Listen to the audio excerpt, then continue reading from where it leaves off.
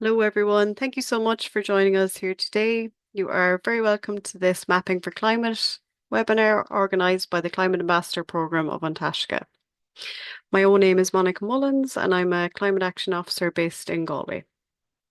The Climate Ambassador Programme has trained over 1,300 people since it started in 2017, and we are funded by the Department of the Environment, Climate and Communications.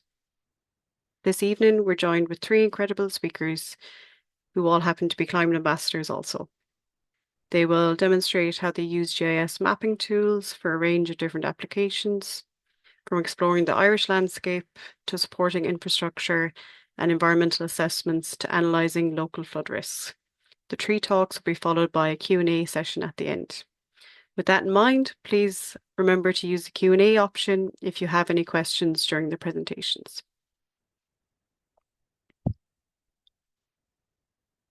So, without further ado, I'd like to introduce our first speaker, Sharmila Bano. Sharmila is a climate ambassador based in County Clare. With a background in the corporate world, she has spent much of her career working with data and technology. Her growing passion for climate awareness and action inspired her to recently complete a diploma in sustainability.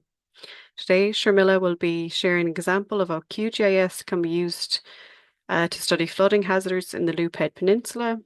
With that, I'll hand it over to you, Sharmila. Thanks, Monica. Hi, everyone. So hope you're going to enjoy this session. It's a GIS special.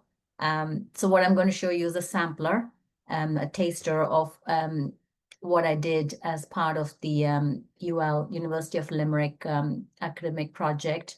I used QGIS to study the Loop Head area for flood risk, coastal flooding, and also sea level rise and pluvial and fluvial effects. So I'm going to share my screen here.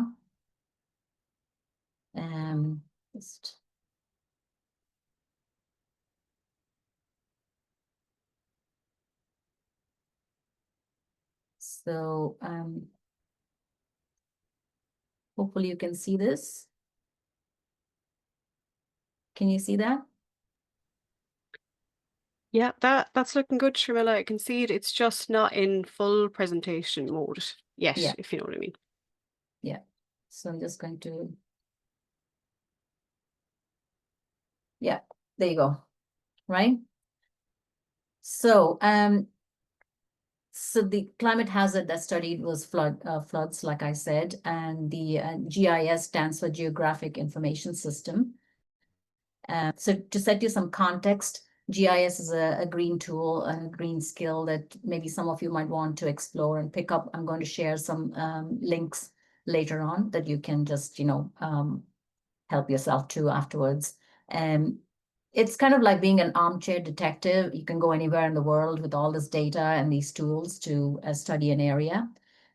So there's two tools that I'm aware of, QGIS and ArcGIS. QGIS is the open source free software version, and the ArcGIS is a bit more licensed and has support, customer support and tech support and stuff like that, more used by governments and businesses.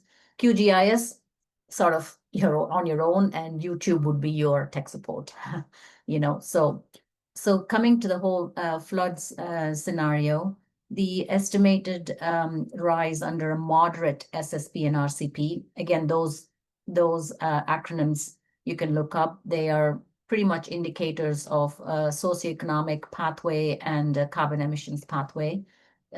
If we consider that we as humans might, take reasonable efforts, and so we go with a moderate warming scenario.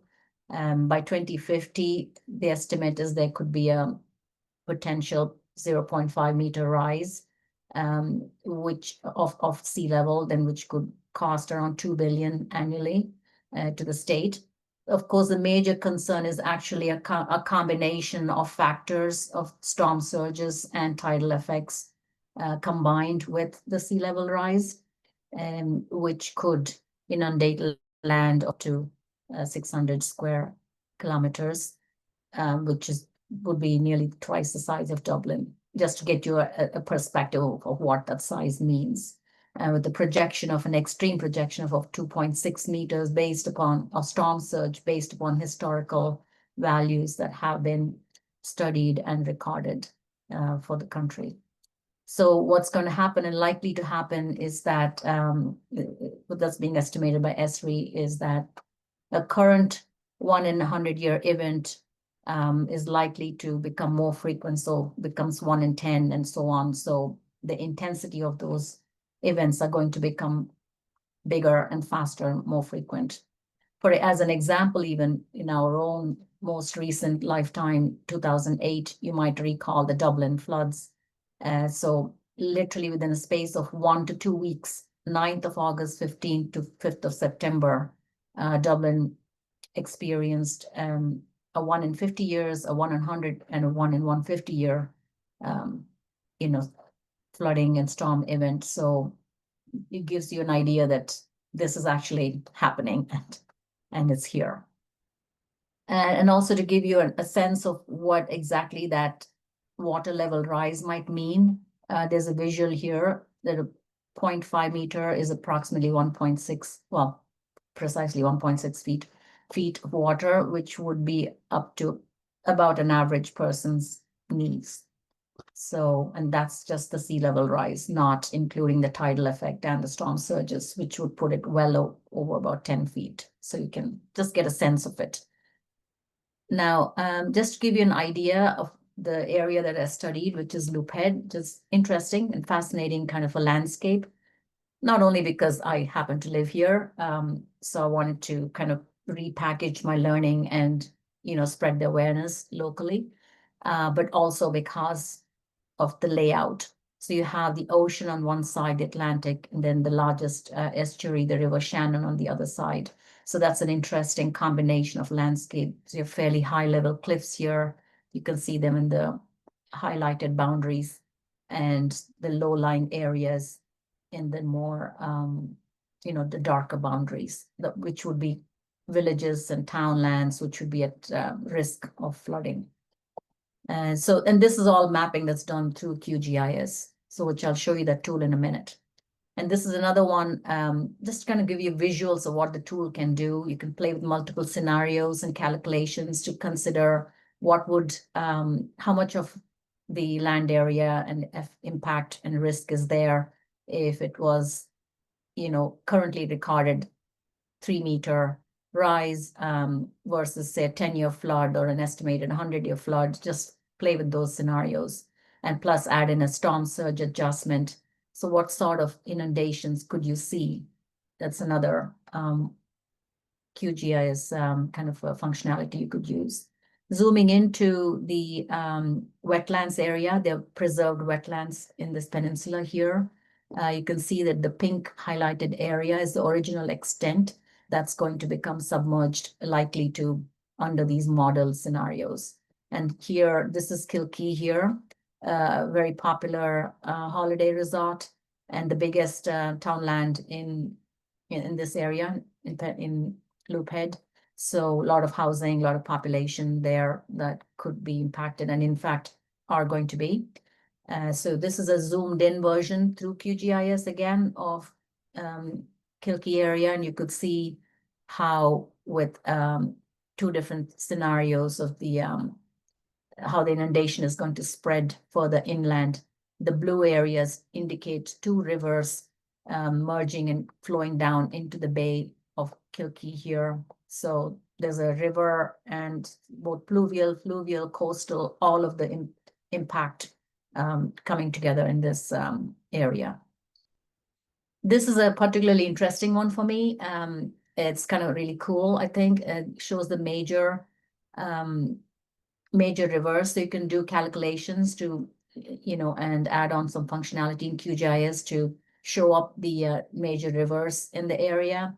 But what's fascinating for me is the multiple secondary, tertiary tributaries that pretty much, spread out as a network throughout the land, which gives Ireland really its pros and cons of, that sort of a greenness plus that sort of a bogginess and that wetland type of nature. And so not only is there coastal, brisk, but then there's also rivers overflowing and, the precipitation as well. So all of it together. And then you got soil situations where there's thinning soil and certain types of karst features which are very prevalent in the area.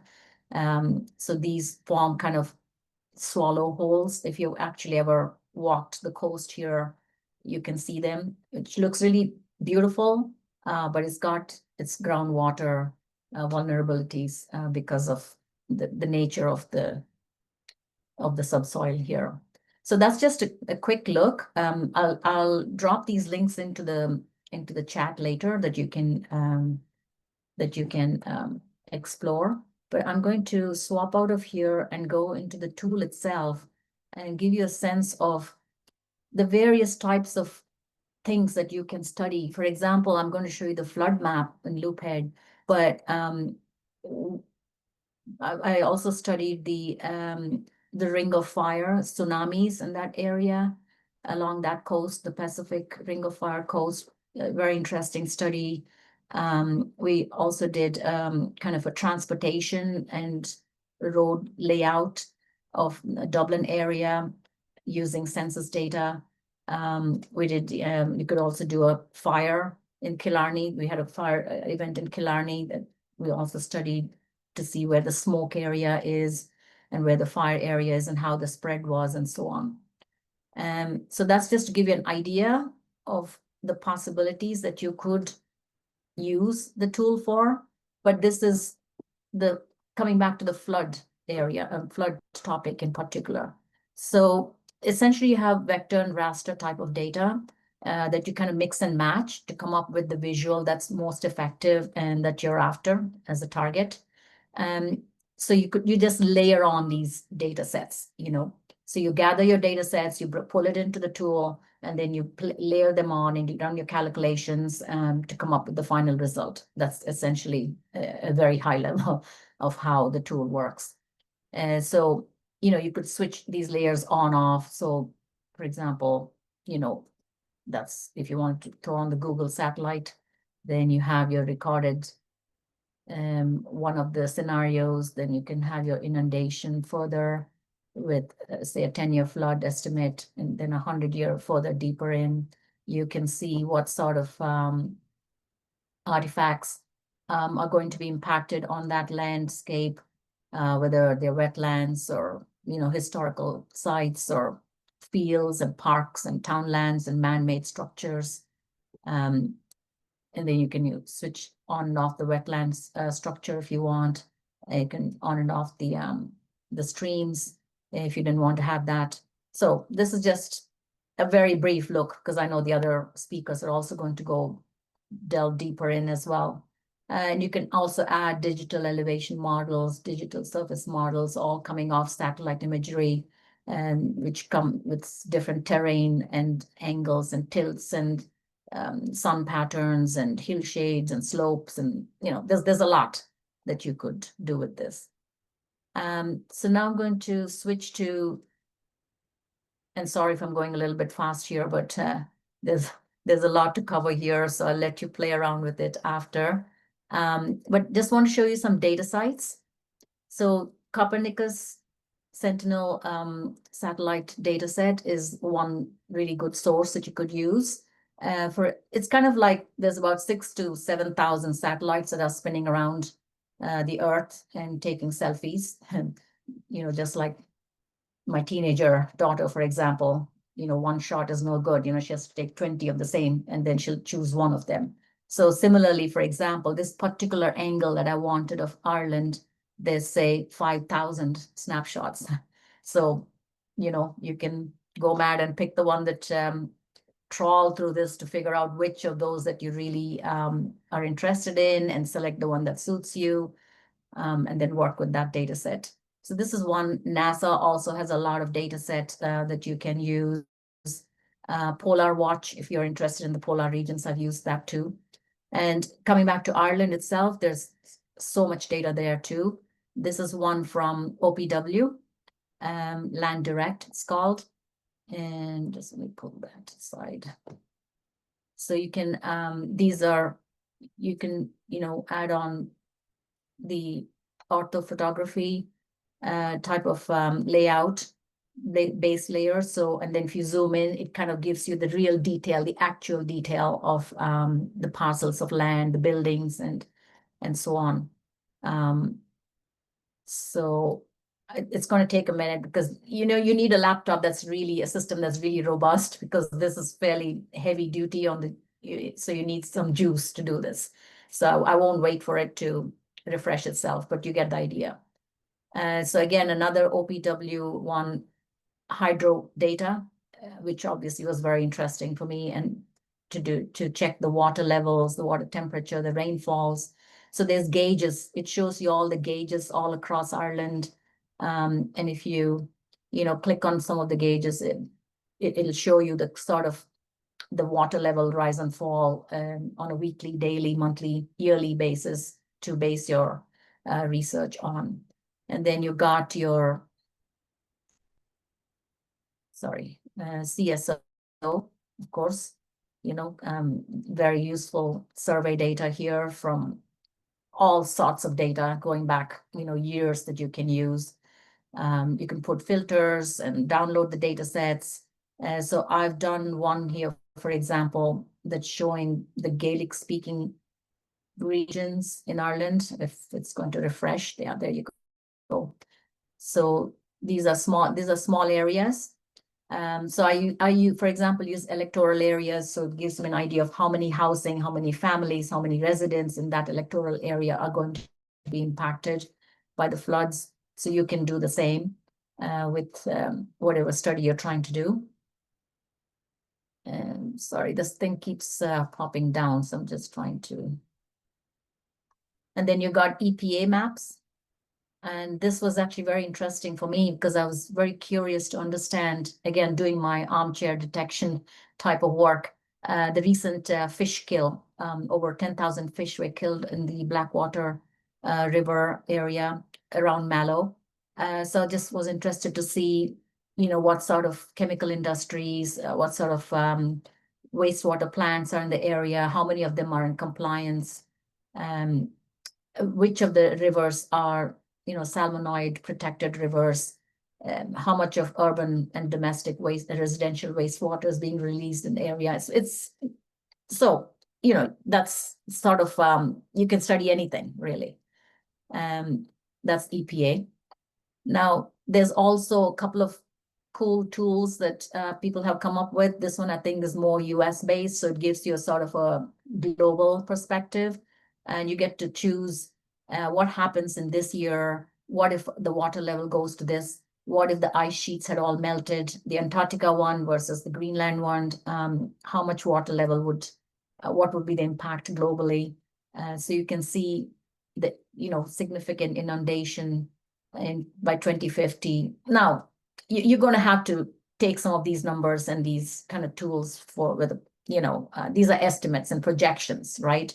But it gives you a sense of an idea that you can explore for yourself. Similarly, we also have OPW flood maps that you can also play around with, and lots of layers there that you can add on, like what would be the probability of adding in this flooding area. And one that was interesting for me was past flood events. So how many past flood events did we have, say, in this zone? I mean, you can see Ireland is covered with that. How many of them are recurring versus just a single flood event?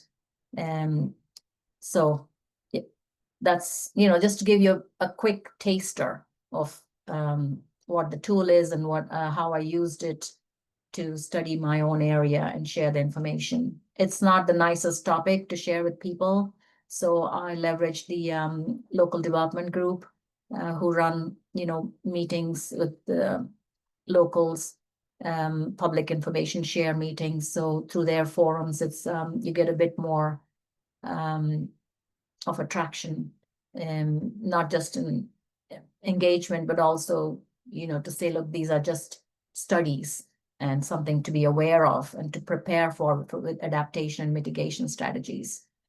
So, that's what I have. So now, of course, the government agencies are also doing the similar studies, and Kilkee being the most populated economic area in the peninsula, it has its own flood relief scheme funded now and approved to proceed, and the work began this year. It's a 2-year project. But what about the other areas? Like, clearly we know there are other areas in the communities that are also going to be affected, but they are not on the flood relief scheme yet. They're not anywhere near on the radar except for Kilkee at the moment. That's what I have. I hope you enjoyed that, and some of you will pick it up and download QGIS and start YouTubing and self-learning and exploring your own areas. Thanks so much, Sharmila. That was amazing. It was really, really interesting. It was also kind of concerning just to see how powerful QGIS was, mapping the vulnerabilities of the Loop Head Peninsula. But yes, thank you so much for the presentation. So without further ado, I'm going to introduce our next speaker. Oh, you're so welcome. I'm going to introduce our next speaker, Matthew. I'll just get him here. Next, I'd like to introduce our second speaker, Matthew Walker. He is an environmental psychologist with a background in geography and geoscience. His work combines GIS with environmental research to map the Irish landscape, reconstruct past climates, and explore the link between nature exposure and well-being. This evening, Matthew will demonstrate how tools like QGIS and Google Earth Pro can be used to map terrain, analyse land features, and visualise environmental change. With all that said, the floor is yours, Matthew. Much, Monica, and thanks very much, Sharmila. You actually told me a huge amount, so I'll be looking at those resources at the end. So now I'm just going to share my screens.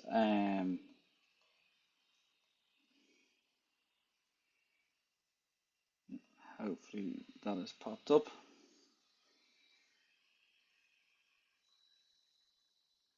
Okay, hopefully you can see that. Well, as Monica said, my name is Matthew Walker. I'm an environmental psychologist. I'm also an Antashka Climate Ambassador for 2025. And currently I'm working as a part-time research assistant on a EPA project looking at flood risks and its impact on mental health outcomes. And this has been done in the Trinity Centre for Global Health.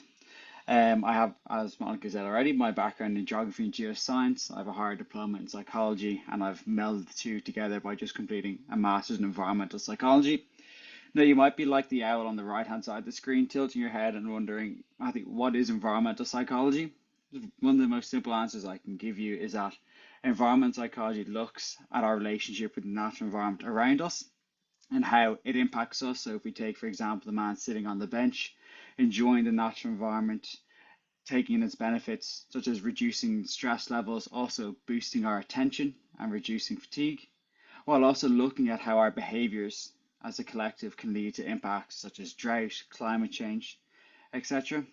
But then also using psychological principles and frameworks to be able to promote positive behaviour change so that we can mitigate our effects on the natural environment so that we can have a nice reciprocal relationship with the world around us.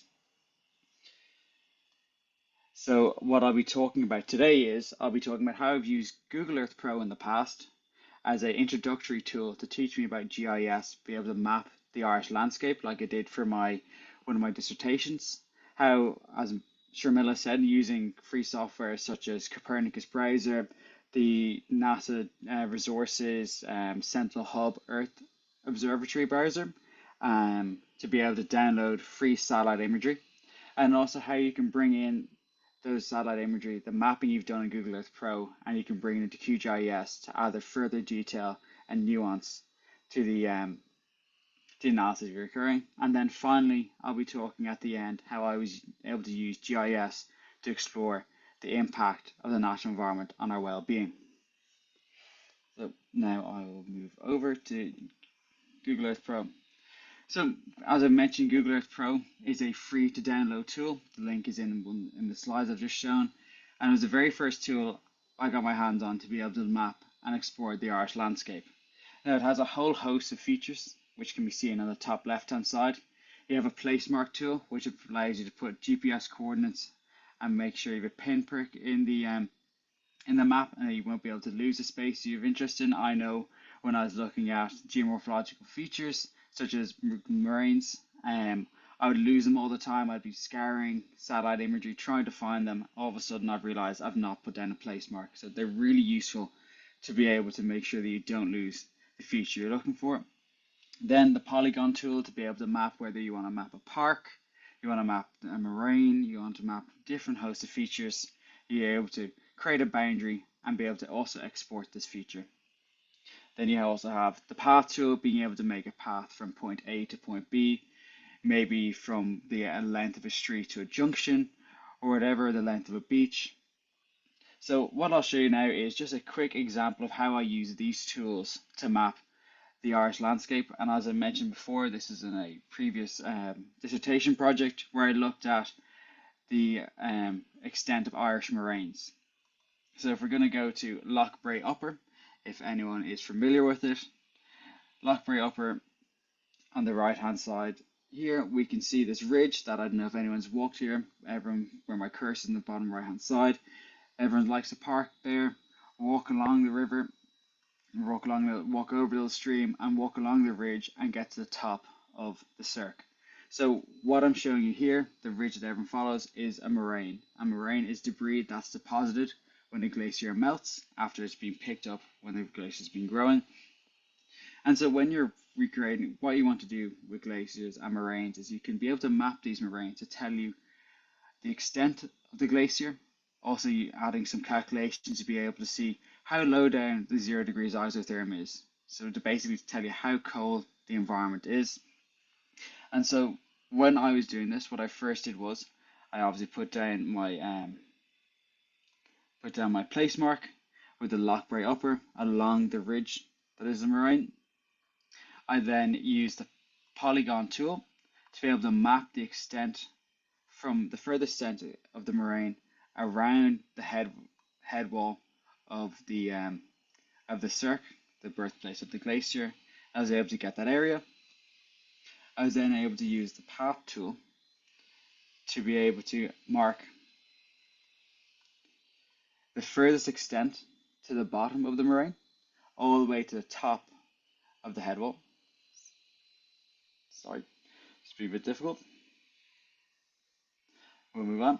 So what I was able to do then is when I had my polygon tool and I'd marked up those lines and paths, I was able to download the polygon and the shape. And since it's geolocated, this file is able to be imported into other software such as QGIS, and you're able to apply it to other forms of analysis. So when I was able to save the place as, I was able to save it as a KMZ file, save it to a folder, and I was able to hop over to QGIS and then import it. So what you're seeing now on your screen is a flat version of a digital elevation model, which Sharmila talked about earlier. A digital elevation model is a 3D representation of grid height, which is a grid of points based on height values. And so at first it looks pretty flat, mundane, you can't really know where you're looking at. So you have to use rasters, and you have to use a raster, in particular a hill shade raster, to be able to add details and nuance to the digital elevation model, which I did. And in here you can now see the topography, and obviously you can see the hills more pronounced in the Irish landscape. And what we can now do is, once we've imported our KMZ file, we can click it and it pops up. And as you can see here, we've gone back to Lough Bray Upper. We can see the mountains and terrain a bit clearer now compared to what they originally were.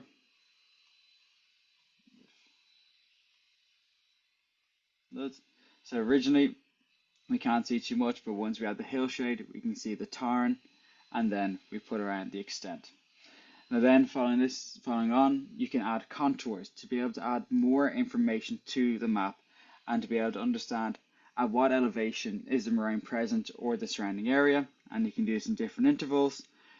But what we can see now is we can see the moraines and the different contour lines. So we have spot heights of 400 contour lines and 450 meters above sea level, and you can see the way that they bunch together, indicating an increase and decrease of height.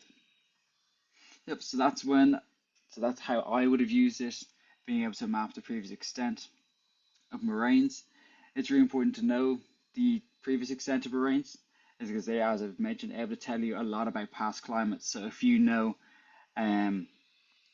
there's different measures to be able to identify at what line or altitude the 0 degrees isotherm was present at, using things called maximum elevation of lateral moraine, and then you can be able to identify how low that 0 degrees isotherm is, telling you if it's lower. If it's lower down the elevation, the climate was much cooler, but if it was higher up in elevation, it's telling you that the climate was much hotter. And if you're able to then date these moraines, you're able to identify when the climate was, let's say, a lot cooler or when the climate was a lot colder. Okay, and so then now moving on.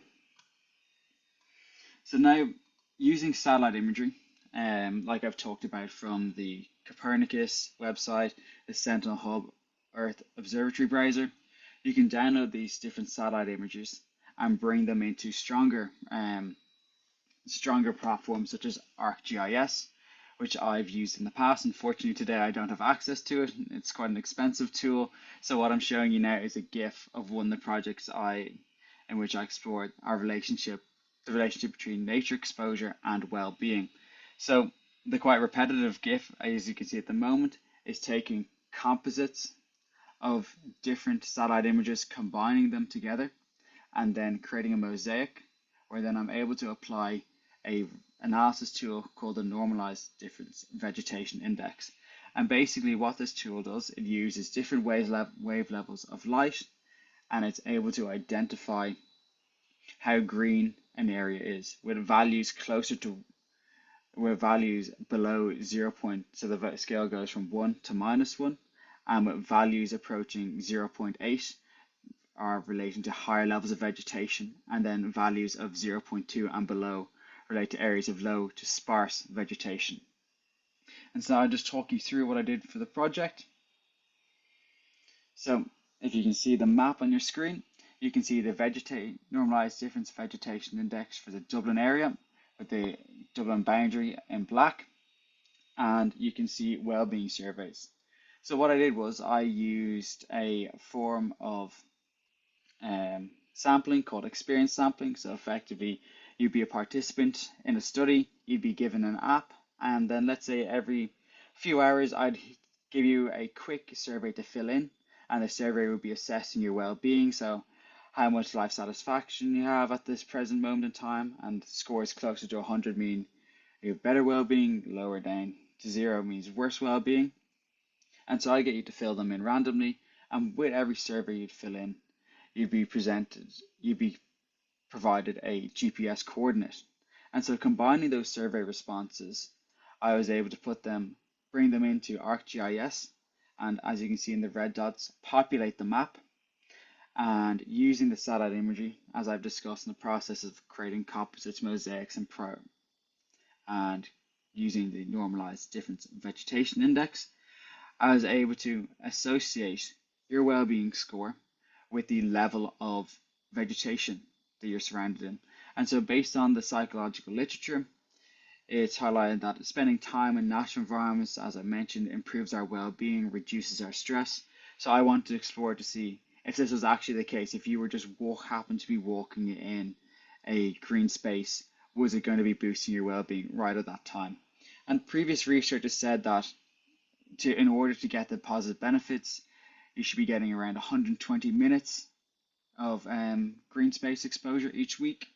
But I wanted to see if just being in nature improved your well-being. And unfortunately for this project, I didn't find a relationship between being in a green environment and having improved well-being. This could be due to another number of factors, where we have a lot of students, where I use Trinity College students, a lot of them being in this Dublin city centre, having low levels of green space, but also in the same area, so you're not getting greater variation in the vegetation that they're being exposed to. And also, I couldn't tell if participants are inside or outside, so you'd still get a score from the satellite imagery, even if you're in a building, but I wasn't able to understand if that played an impact or if they could see nature outside a window. So a bit of a whistle-stop tour of how I've used GIS to map the Irish landscape and also combine it with psychological research to be able to investigate nature's impact on our well-being. So thank you very much for taking the time to listen to me. Thanks so much, Matthew. That was a real fascinating presentation. It's impressive to see just how many open source tools there are available as well. And it's kind of inspiring to see how GIS can be used across different disciplines as well, from, your background in geography and geoscience all the way to environmental psychology as well. So thank you so much. Last but certainly not least, I'm delighted to introduce our final speaker, Skylar McLeod. Skylar has been working in environmental consultancy in Ireland for the past 3 years and has a strong background in sustainability and environmental management. In her work, Skylar uses geospatial tools such as QGIS to support infrastructure, projects, and conduct environmental assessments. By combining technical expertise with a deep passion for protecting natural ecosystems, Skylar applies data-driven approaches to strengthen and inform environmental decision-making. Hey everyone. So thank you to Sharmila and Matthew for giving a very good overview of QGIS and everything that you can use. And pretty much like even in professional settings, like myself working in a consultancy, we would use the open source access websites like Data.Gov and using the EPA database because they just get updated all the time and they're the best, like especially WMS layers, which would indicate that it's a live link. Those are links that the government is constantly updating. And so those are more preferable to use in industry versus a shapefile that you would download to your computer, because that shapefile is only valid at that time that you downloaded it. And so you wouldn't know if, a new flood study comes up and the one that you downloaded isn't valid anymore. And so we don't want to be making very important infrastructure decisions based on, an out-of-date mapping source.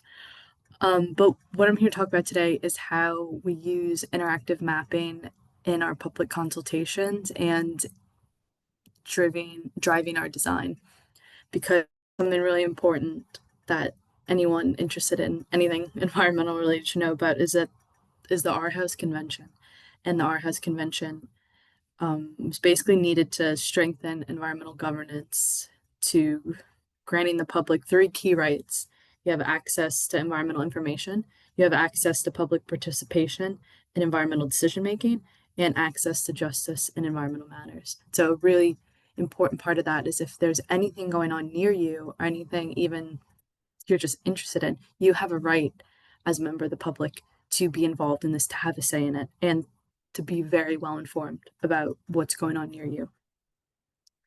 And as a responsible consultancy, we want to make sure that everyone knows what's going on around them, especially when we're doing big infrastructure projects like a road or a greenway or light rail.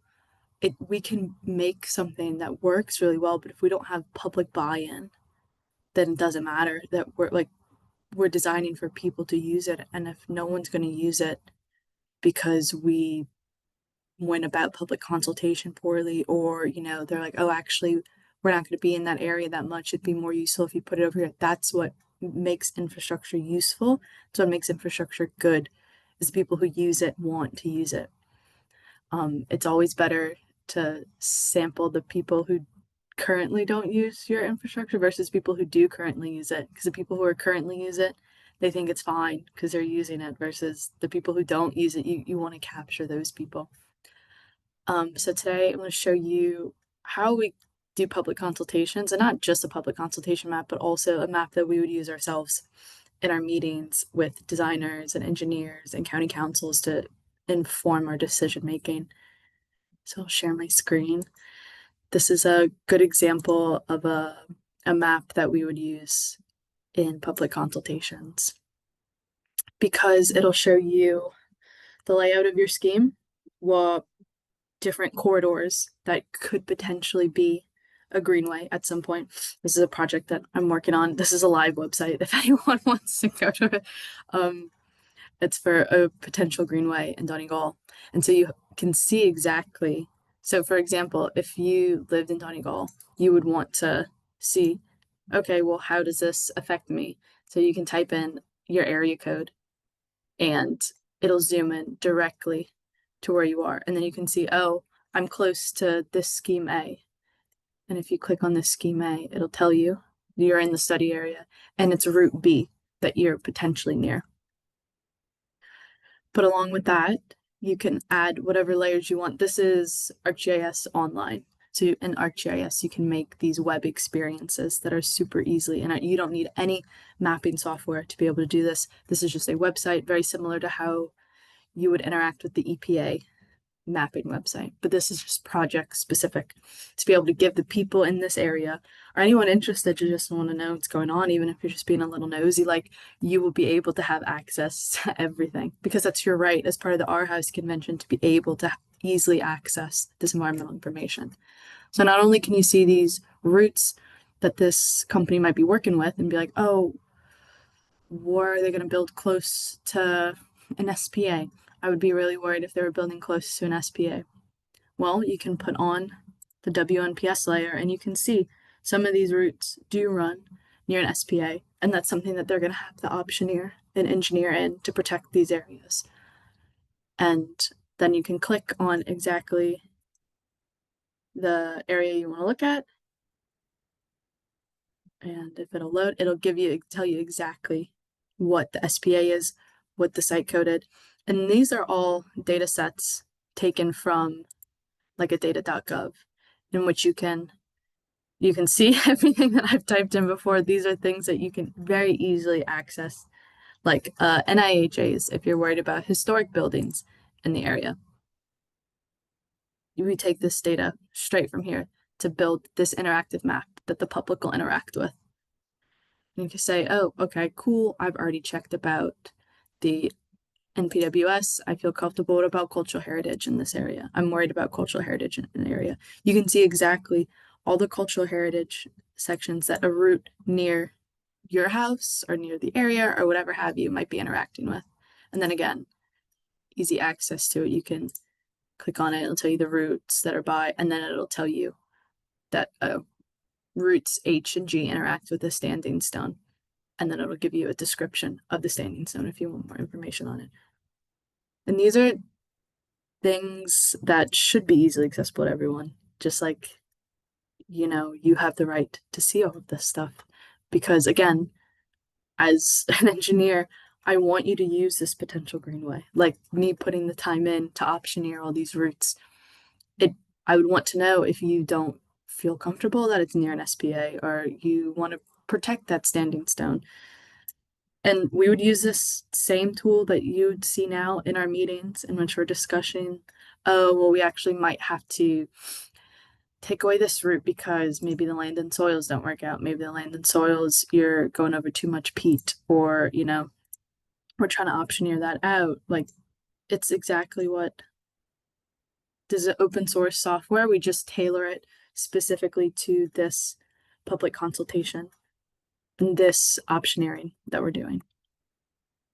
And so if this is something that you're interested in, all this stuff is, like Sharmila and Matthew were saying, these are all easily accessible. Just go into Data.Gov or go into EPA download is where you get a lot of stuff to this website, this EPA Geo Portal. You can, like, Ireland is so, the Irish government is very good at making sure their data is up to date, making sure that it's easily accessible.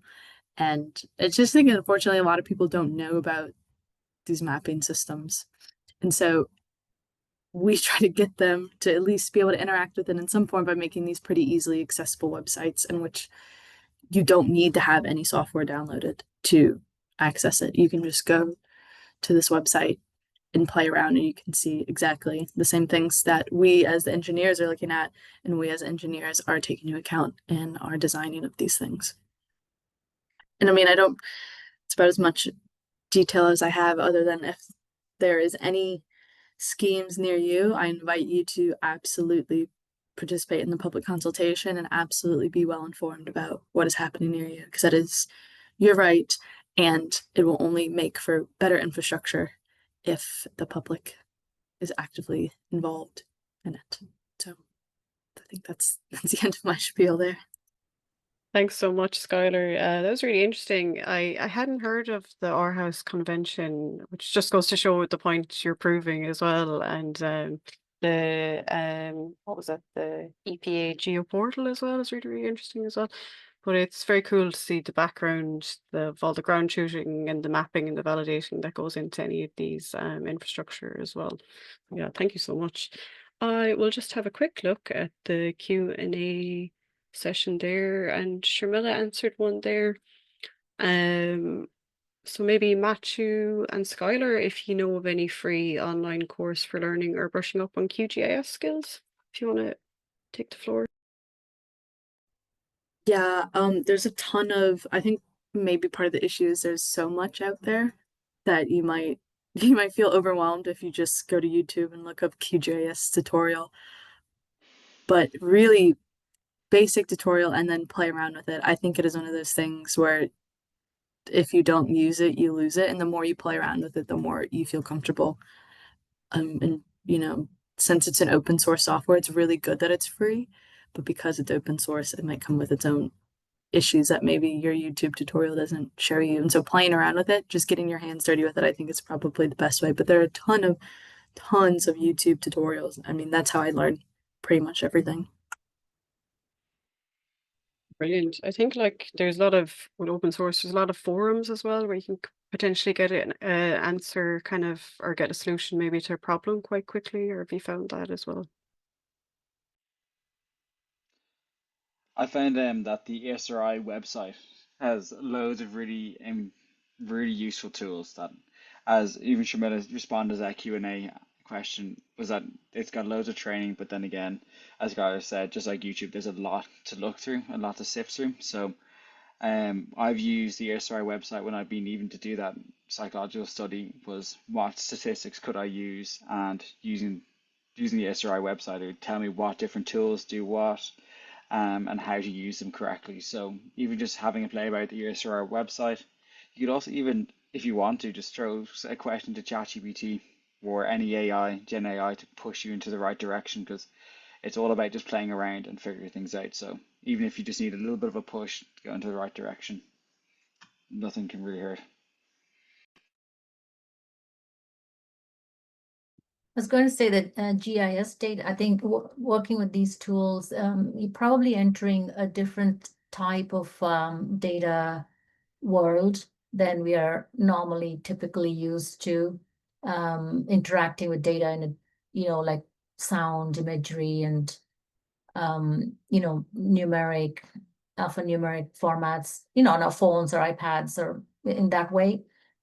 This might be a slightly different type of lens that we'll be applying. So what I found helpful as well is to first get your feet wet with these sort of tools that are already out there that are pre-packaged, so that way you sort of add on the layers, remove some layers, add on some filters, features. So you get a sense of what the map, how it evolves, and so you kind of get an idea of how that those data sets work together. Maybe that's an initial step then before plunging into the actual download, and just kind of gives you a bit of a taster. A nice, easy way into it, maybe. Oh, absolutely. That's great advice. We do actually have another question from Sorka. Did much of the open source data have to be reformatted or cleaned before using it in QGIS or Google Earth Pro? Yeah, I mean, I have to say, I would say 40%, 30 to 40% of the work was actually even the, I think like Skylar and Matthew was saying, there's so much data out there. It's collating it, massaging it, pre-processing it. There's some bit of work there. Yeah. Is my experience. I don't know what Skylar and Matthew felt out there, but it can also depend upon the area. I suppose maybe studying Loop Head, there may not have been that many selfies of that many devices monitoring the flood, the mean sea level rises. There's like one device for all of the Loop Head Peninsula going back only like 4 years. So the data sets may not be there, whereas in other areas you could find tons of data very easily. Yeah, I think it depends on what you're working in and the area that you're in. A lot of the publicly available data, it really just depends on what if you're looking for a point on the map, NIH will probably have a CSV file that'll give you the coordinates. But if you're looking to showcase, specific things in an area, or you're trying to geoprocess them, then I guess you should say, if you just want to make a very basic map and it looks pretty, the data you download will probably work right the first time. But if you're trying to do geoprocessing or like geospatial analysis with it, because the government puts out data that is easily accessible for everyone, it might not be exactly what you need it to be the first time. But then it just depends again, like if you're in an area like Dublin, it has everything under the sun that you can imagine. But trying to get some of my data points for that map in Donegal was a bit of an issue when, things are so spaced out, or, records might be redundant or old, and you just have to figure out what works best.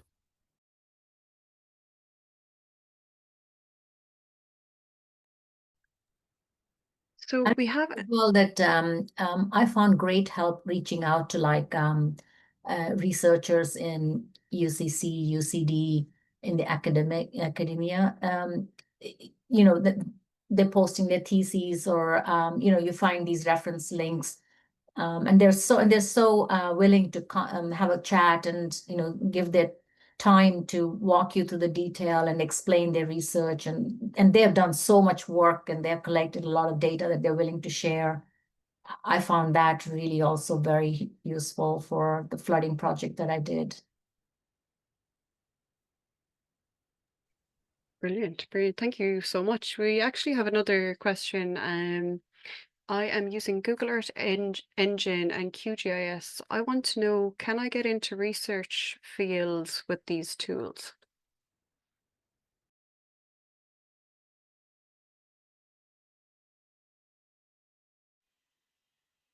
I'd first say that getting into research fields using QGIS and using a different method really adds a different lens to it, but it just also depends about what you want to do. So for my research field at the beginning, it was that geomorphological phase of trying to map the Irish landscape and seeing what features were present. But then when I moved over to psychology, it wouldn't really be normal for a psychological study to come across and use GIS, but I was able to bring my background and skills to it.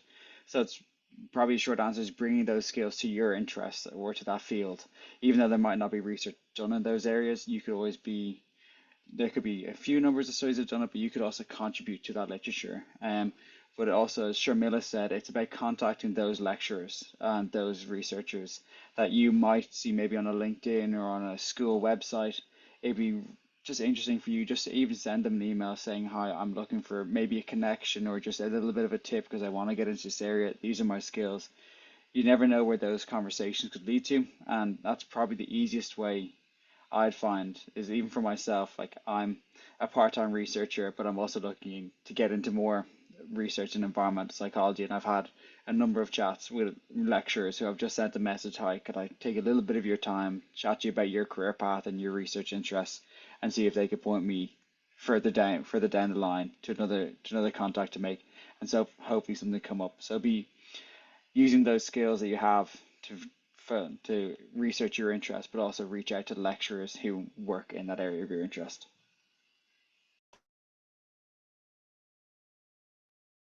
I think even looking at the variety in the background of the speakers this evening, it just goes to show how it's such a useful skill to have across many disciplines as well. So I think it's very practical to have. You could even showcase maybe a project you had, or do a GIF like Matthew had. It would be something to kind of cool to put out and showcase. So yeah. So I don't think there's any more questions, but what I would say is definitely check out all the links posted in the chat by all the speakers. I have a couple of links there too. If there's no other questions, we might wrap it up.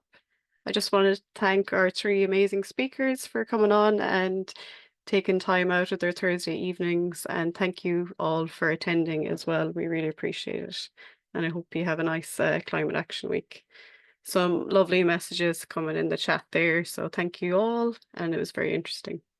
Thanks, Monica. So, I really enjoyed the different perspectives from Matthew and Skylar as well. It was cool to see all those different ways the tool is being used. So thanks for the opportunity. And thanks everybody for listening as well. No, thanks everyone for coming out and attending it and spending a bit of your evening with us. And thank you again to Monica for putting on such a fantastic event and giving us a platform to speak. Really do appreciate it. brilliant. Well, we'll say good night then and good evening, and thanks everyone. Thanks, Micah. All the best. Bye. Bye. Thanks, Monica. Thanks everyone for coming.